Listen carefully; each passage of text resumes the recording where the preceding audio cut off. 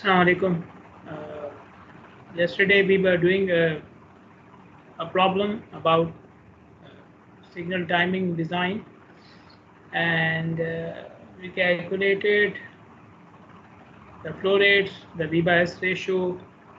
We found the phasing diagram. This is the phasing diagram, and we found what clearance interval. So we know the yellow and all that time. Then we assumed some time for the lost time per phase, and since there are 3 phases along the critical path, so they are so we have a total lost time of 12 seconds. Now we will calculate the cycle length. The next step is to calculate the cycle length. For calculating the cycle length, we have 2 equations. Okay, so we will use both of them. Okay, so this is a typical cycle length equation, and this is the Webster's equation. Okay, now for that we have to select SC. What is XC? XC is the V by C ratio for the intersection, volume upon capacity ratio for the intersection. So we discussed earlier, ideally it should be 1, but if you put 1, that means the volume in the peak hour will be exactly equal to the capacity. So there is no margin of error, there is no margin for fluctuation, and so on. So the range is normally taken between 0.8 to 0.9 for pre-timed and semi-actuated signals, and between 0.9 to 0.95 between for actuated signals. Now we are designing a pre-timed signal because we are just calculating one cycle length. I mean, we are calculating cycle length for one volume. Okay, so this means we are designing a pre-timed signal. So in that case, we will take the highest value of XC, which is 0.9. Okay, so XC is 0.9. L is 12 seconds, the total lost time. Total lost time, L, 12 seconds. V by S ratio for our phasing, the total V by S ratio is 0.81. 0.81. Okay, the total V by S ratio for the phasing which we have designed along the critical path again. So 0.81. Okay, so if you calculate the cycle length, using the normal equation, it will be 12 into 0.9 divided by 0.9 minus 0.81, which is for XC. Okay, so it can be this one.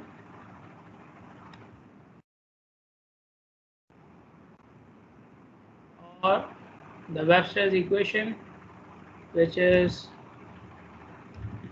1.5 into L, which is 12, plus 5 divided by 1 minus 0.81. Okay, so give me the value of both equations.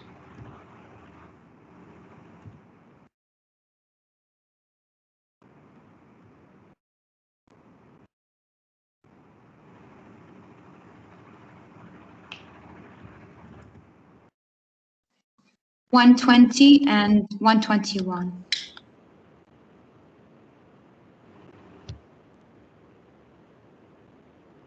Okay, now in the previous question, the one which we did, 121 seconds, doctor, not 121. 121. Okay. Yes. 121. Okay. 120 and 121. 120 and 121. Okay. Okay. Yes. Okay. Now we said that if the cycle length is more than 80 seconds, we round it off to the nearest 5 seconds. And if it is less than 80 seconds, we round it off to the, sorry, if it is less than 80 seconds, then we round it off to the nearest 5 seconds. And if it is more than 80 seconds, we round it off to the nearest 10 seconds. Okay, like round it up. Okay, we round it up. Now in this case, you can see, so if I 120 seconds, you are saying it's exact, so no problem, we don't have to round it off. But this one can be rounded off to 130 seconds, right?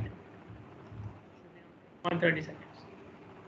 Now, in the previous example, the one which we did in the class, the one which was solved in the book, they had two values. One was 80, the other one was 100 seconds. Okay, so there was a lot of difference between them. Okay, so they did the calculations for both of them. In our case, the difference is not so much.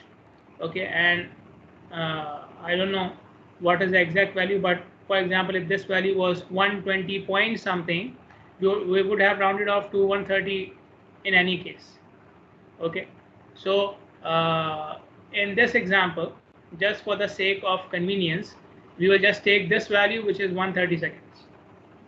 Okay, as far as the logic is concerned, you can take any of these values and do the calculation. Okay, both values are valid. 120 second, 130 second, both are valid.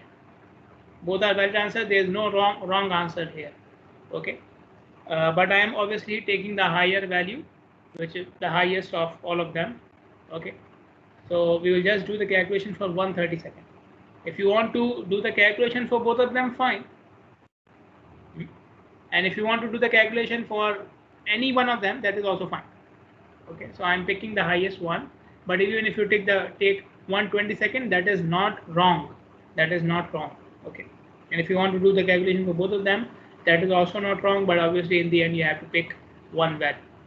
Okay, so we will do the calculations for 130 seconds then. Now first of all, I have to calculate the total effective green time I have in this signal.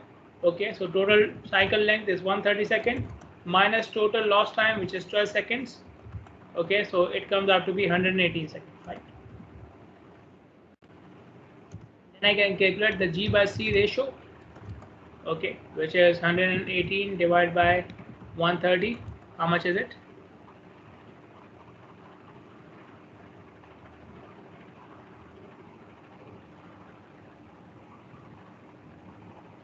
.91.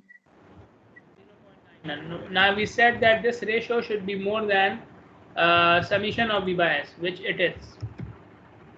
Okay, if it is not more than that, then there will be a problem in designing the timings. Okay, so here we don't have any problem. Alhamdulillah. Now we will calculate the effective green time for each movement. Okay, so I will put a table here. So I need the movement, I need the V by S ratio. Okay, I need what else? Yeah, V by S ratio. So I need the V by S ratio, the movement, and the effective green. Okay.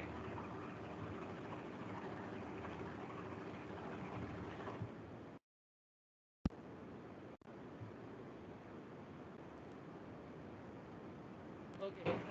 Now if you go back to this, so we are calling it ring 1 and ring 2, so I should make another column for ring 1 and ring 2 as well. So ring 1, which movements are happening on ring 1? We have eastbound left, then westbound through, and then northbound through. Okay, I will call this northbound through because we don't put the movement which is permissive in the table separately. There is no need to put a permissive movement, and because we are not calculating the timing for a permissive movement. So the only movement which is for which we are calculating the timing here is the through movement. Okay, for north-south direction, we said left turning is permissive because of the volume criteria. So we just put this one is northbound through and this one as southbound through, and that's it. Okay, so ring 1, we have eastbound left turn, then we have westbound through, and then we have northbound through. Ring 2, we have westbound left, then we have eastbound through, and then we have southbound through. Okay, so I don't need the last one. Okay, then the V by S ratio for each one of them. Eastbound left, if this is this lane group, okay, EB3. Okay, so the 3 represents the left turn. I told you earlier as well. So 0.1. Okay, then westbound through.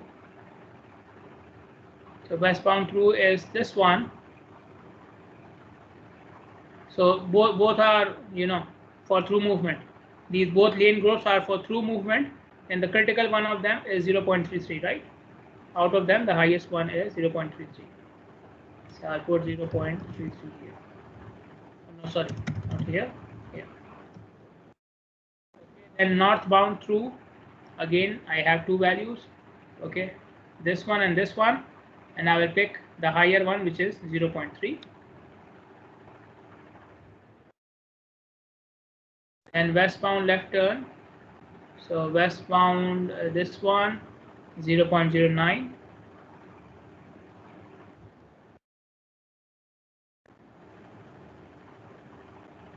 Eastbound through, so these two, and I will pick this one because this is the critical one. Okay, eastbound 1 and 2 both are having through movements, but I will put 0.42, which is more critical. Okay, and then southbound through, so again out of these they are same. So 0. Okay, now for calculating G, we take the total G value, okay, which is 118, multiply by the V by S ratio of this movement. Okay, so in eastbound left turn case it is 0.1, divide by the total V by S ratio, which is 0.81. So how much is it? Let me just check. Yeah. Okay, how much is it?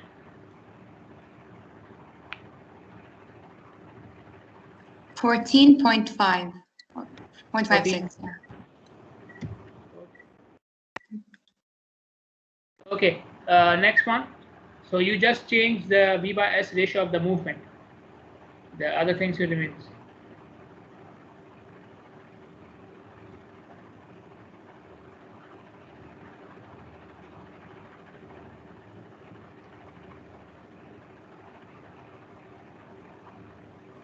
$48.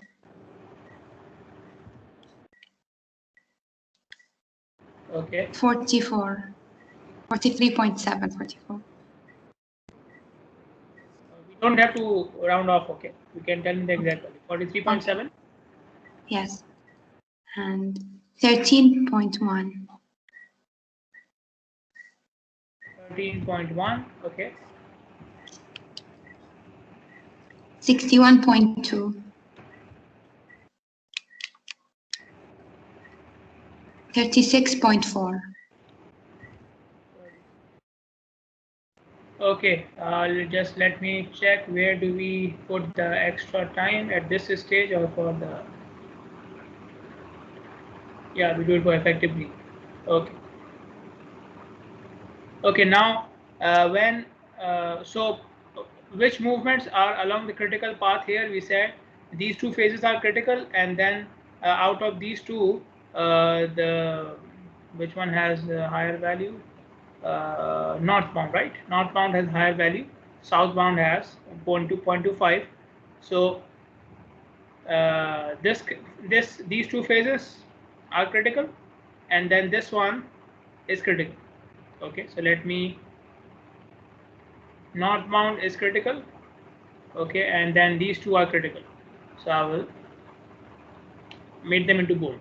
Now if you add the green time here, it will give you exactly 118 seconds. Okay, you can try it.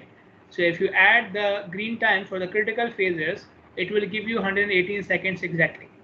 If you add the time for the non-critical phases, although they are happening parallel to the critical phases, okay, there, okay, for example, eastbound left is happening parallel to westbound left and eastbound through, okay, and westbound through is happening parallel to eastbound through, okay, and southbound through is happening parallel to northbound through, okay. But if you add their timing, So if you add 1, 2 and this third number, the last number, you will not get 118, you will get less than 180. Okay, so there is a spare time. Okay, there is a time in which none of these non-critical phases is operating. They are closed before the other phases. Okay, so if I come here, it will happen like this. This phase will close. Okay, before these two movements start, this phase will close early. Okay, and the same thing will happen here. This phase will close early before this left turning starts. So there is some extra time which is lost by the non-critical phase. Okay, so we need to put this extra time somewhere so it is utilized. And I told you in the previous example that this extra time is put in the through movement, So this through movement and this through movement will be having some additional time which is not coming from this equation. Okay, so how much additional time we can add? So for example, if you come here on ring 2, these two movements are happening. On ring 2, eastbound, this is westbound left and eastbound through. So if you add the timing of these two movements, how much do you get? 13.1 plus 61.2, how much do you get? 74.3. 74.3 seconds, and the movement which is happening parallel to them is these two, right? These two. So how much is the timing for them? Now 14.6 plus 62.6. 62. So how much extra time I can allocate? The difference between them, which is how much? What is the difference between them? 74.3 minus 62.6. 11.7. 11.7 seconds. So these 11.7 seconds will be added to the through non-critical movement. Okay. Again, it is arbitrary. If you want to add equally to the left turn and the through movement, you can do it. It is arbitrary, but it is better to add it to the through movement because usually it has higher volume. Okay. So if you add 48 and 11.7, how much is it?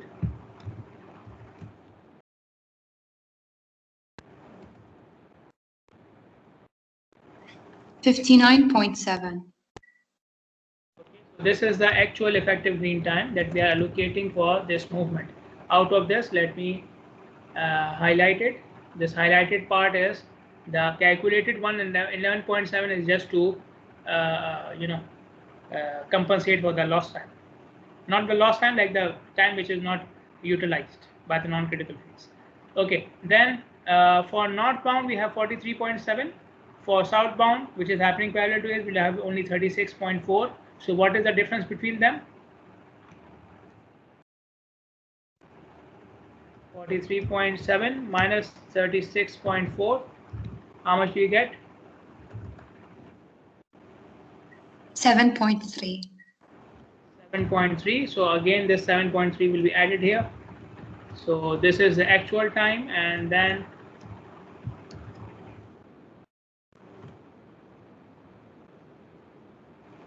how much is it?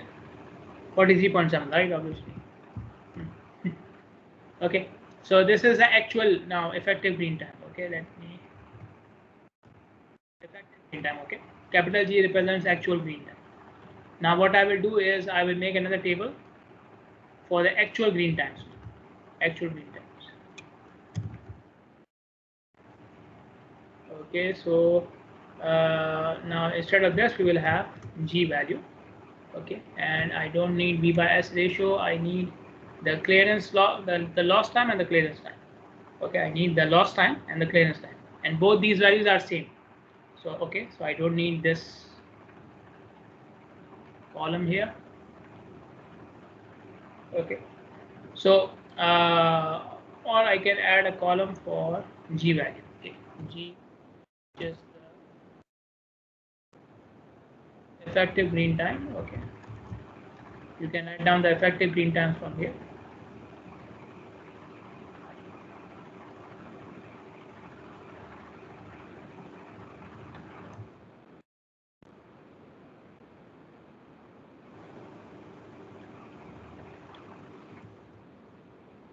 Okay, now for calculating actual green time, the equation is you take the effective green time, okay, which is for example 14.6 in this case, then you add, yeah, you add the clearance interval, okay. Let me check the equation. Okay, I think I don't remember the equation. Equation was this one. Effective plus lost time minus the e value, where e value is this one, okay. Or you can directly use this equation, which is green effective green minus clearance interval plus the lost time, okay. So you can either use this equation or calculate e and then use this equation, okay. Both is just a manipulation, okay. So clearance interval in our case is 4 seconds and lost time is 5 seconds.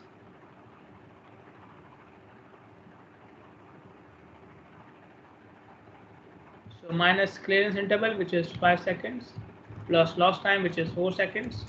So it will be 14.6 minus 5 plus 4. So basically you are subtracting minus 1 from here. So it will be 13.6. Okay.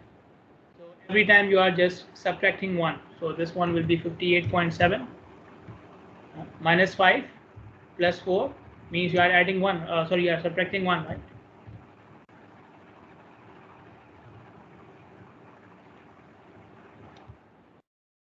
This one will be 42.7. One will be 12.1. This one will be 60.2, and this one will be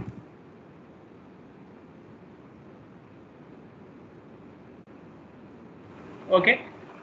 So actual green time is effective green time minus clearance interval plus lost time. Okay, so clearance interval is 5 seconds. We have already calculated here, and lost time is 4 seconds. So you get this number.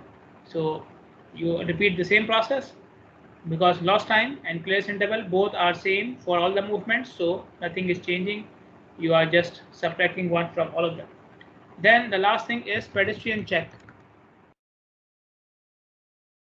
Okay, so for pedestrian timing, we need the minimum pedestrian time. Okay, so minimum pedestrian time is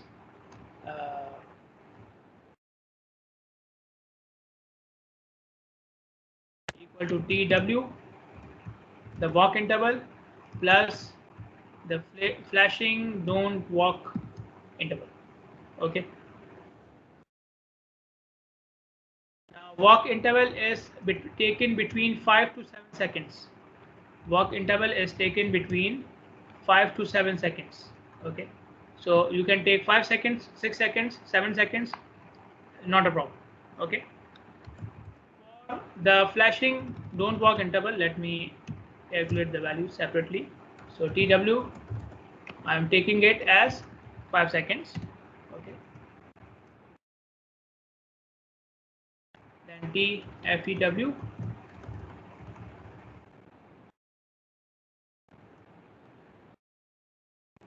is width of the intersection divided by the pedestrian speed. Pedestrian speed assumed as 3.5 seconds, 3.5 feet per second, 3.5 feet per second, the standard default value. Okay, if you have what do you call the elderly people or disabled pedestrian, you can take it to be 3 seconds or 3 feet per second or less than that as well. Okay, width of the intersection. Now if you come here, the width is same along all the sides. The width of the intersection is same along all the sides. If it was not same, like we did in the previous example, we would have calculated differently for each side then.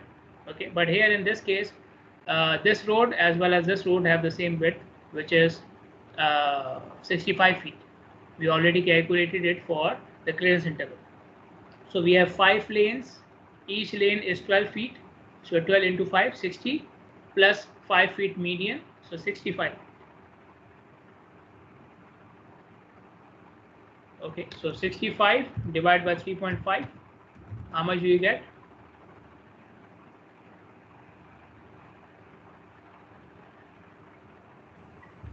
$18.6 seconds.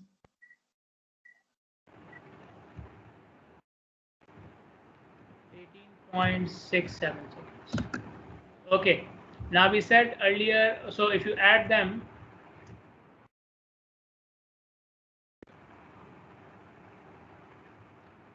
okay, how much you get total timing for the pedestrian? How much is it?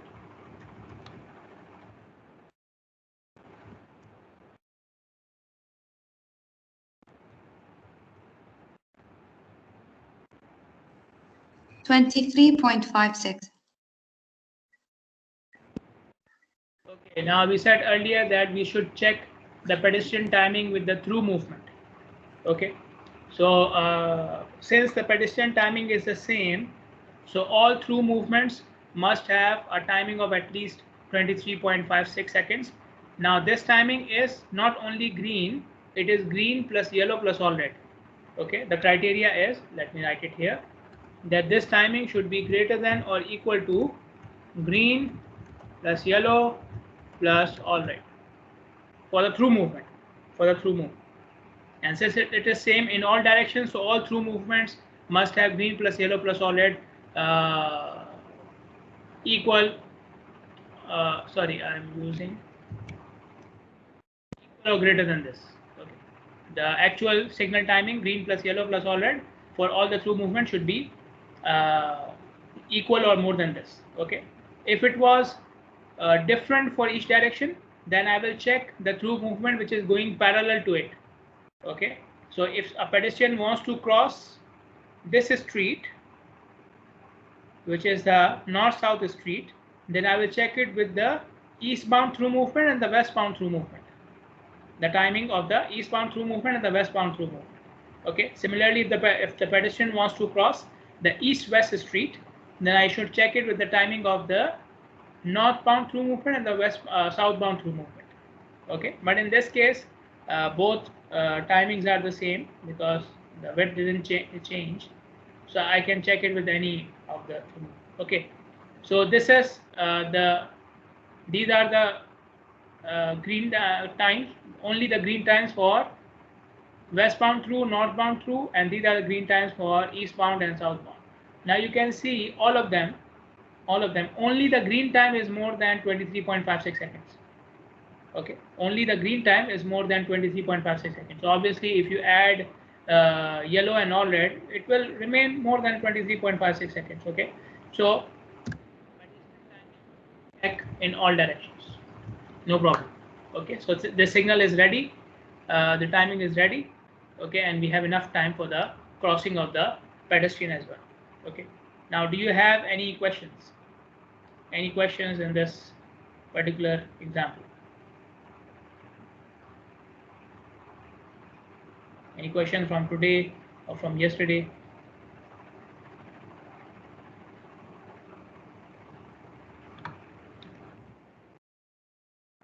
Okay, good. Now we move on to the, okay, one thing which I forgot to mention, although it is checked, but I forgot to mention it, that these green times, they are mentioning that for any through movement, the minimum green time is 15 seconds, 1-5. Okay, and for left turning, the minimum green time is 7 seconds. So once you calculate these values, you need to check with these values, with these minimum values. Okay, in our case, all through movements have way higher than 15 seconds of green time, and all left turnings have more than 7 seconds of green time. So no problem. Okay, but this is another check which you should perform after you calculate the actual green time. The actual green time for left turning should not be less than 7 seconds, and for through movement it should not be less than 15 seconds. Okay, so this is what you need to check as well.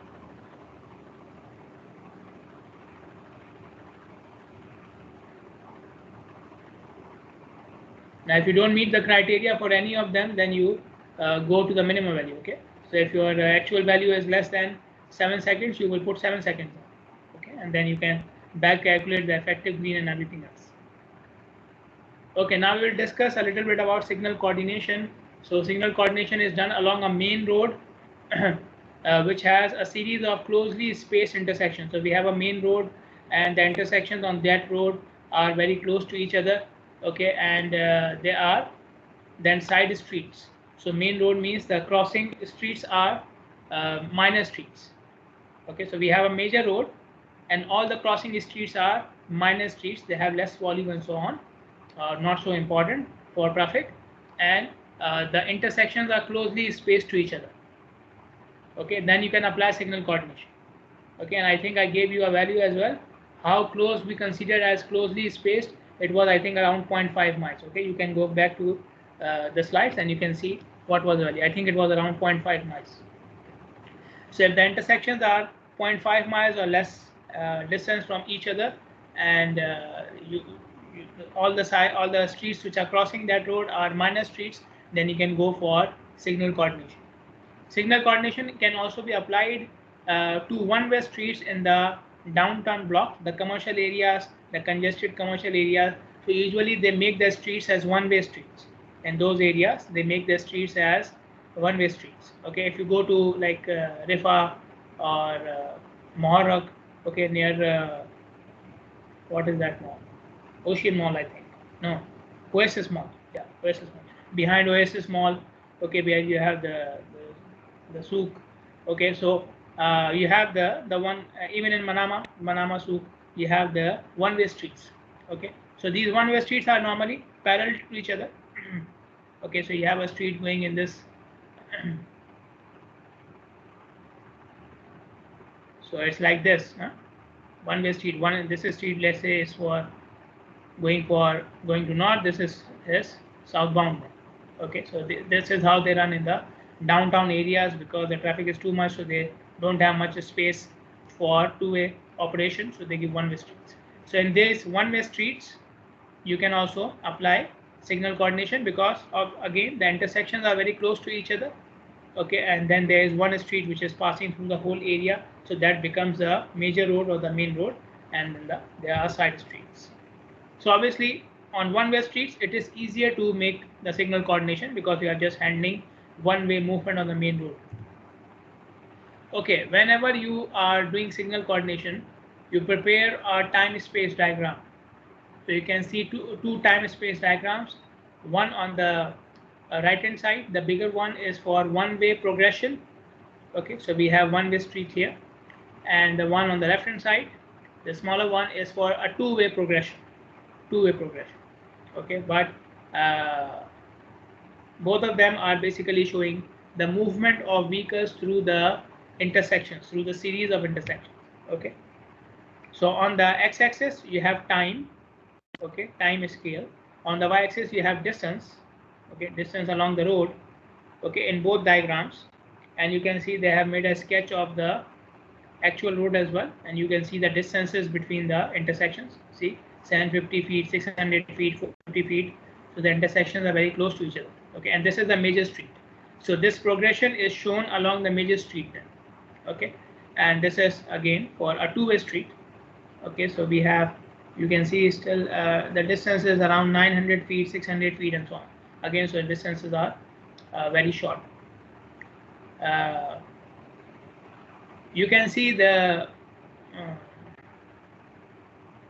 at each intersection they are showing the green and the yellow and the red phases. Okay, so the green is and yellow is shown with the white color, and the bold or the black color is for the red phase.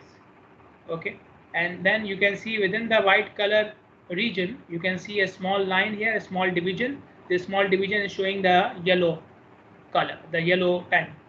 So we have the green timing, which is the bigger of the white region, and then the small separation is for the yellow region, and then the black color is showing the red timing.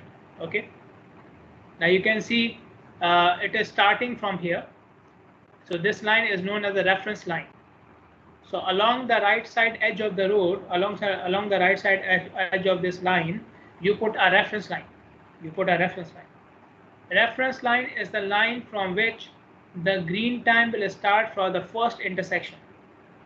The reference line is the line from which the green time will start for the first intersection. Okay, so you can see this is the first intersection.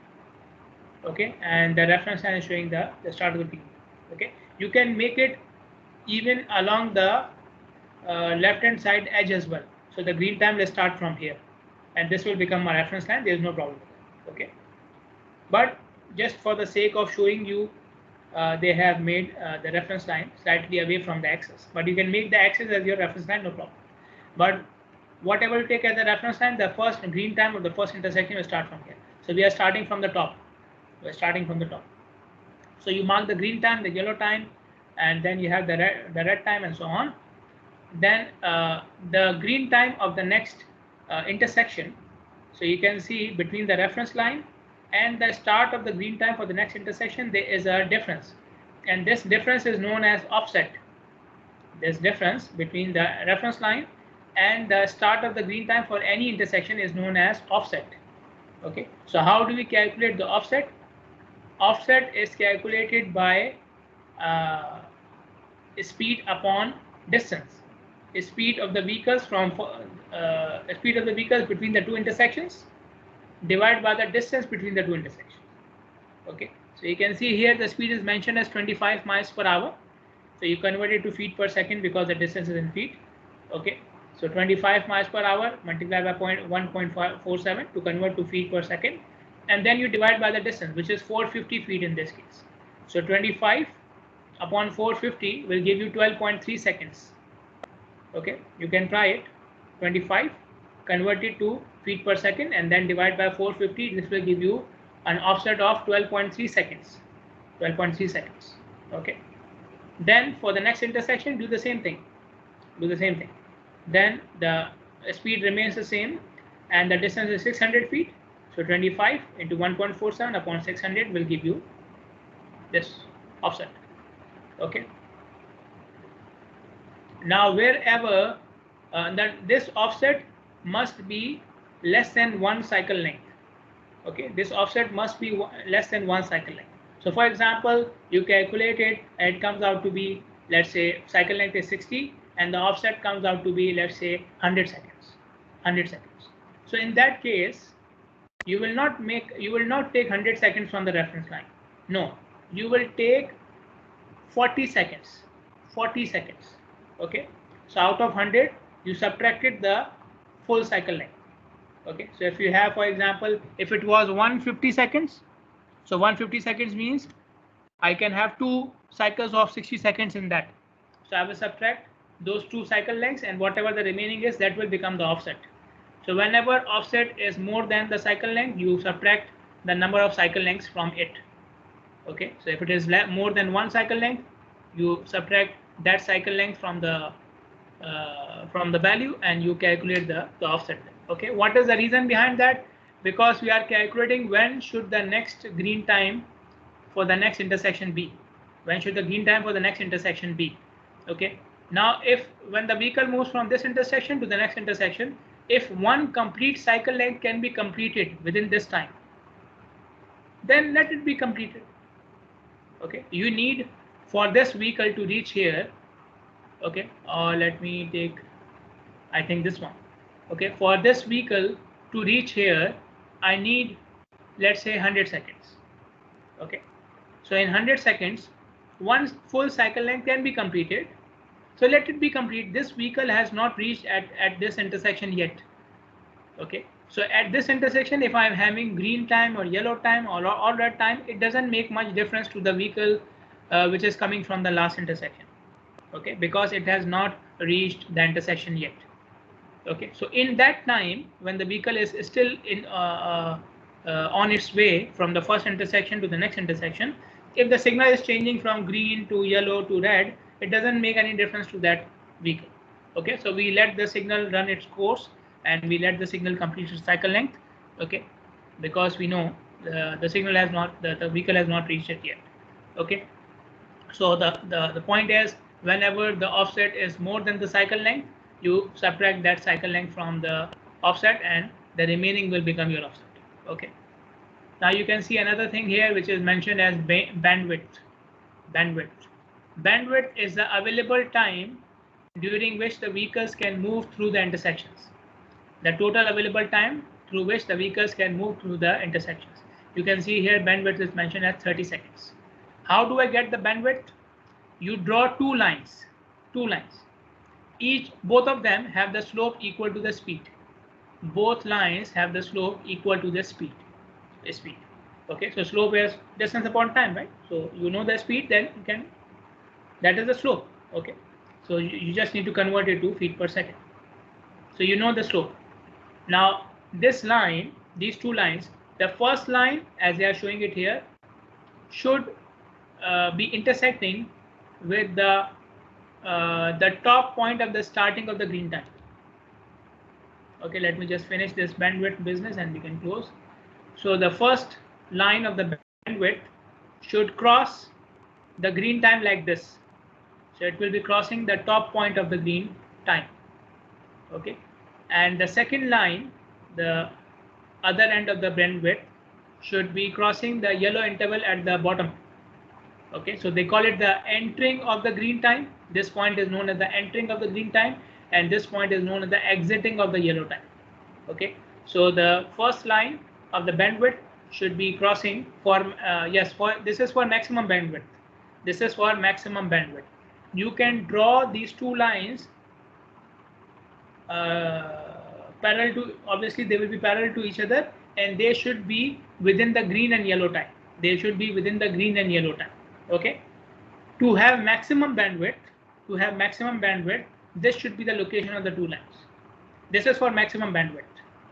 Okay, so this line will be crossing the entering of the green time, and this line will be crossing the exiting of the yellow time. Okay, and this is what you can see in all the figures.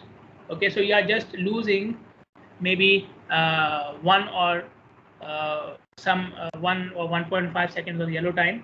Otherwise, the full green and yellow time is consumed in the progression.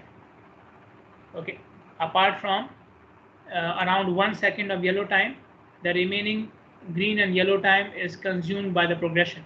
Okay, that is when you have maximum bandwidth. Okay, now you can see it here, maximum bandwidth is shown, but in this case for two-way street, you can see, because they have to manage both the both progressions. Okay, so they have made the bandwidth smaller. Okay, so bandwidth is smaller so that both directions can pass through the green and yellow time.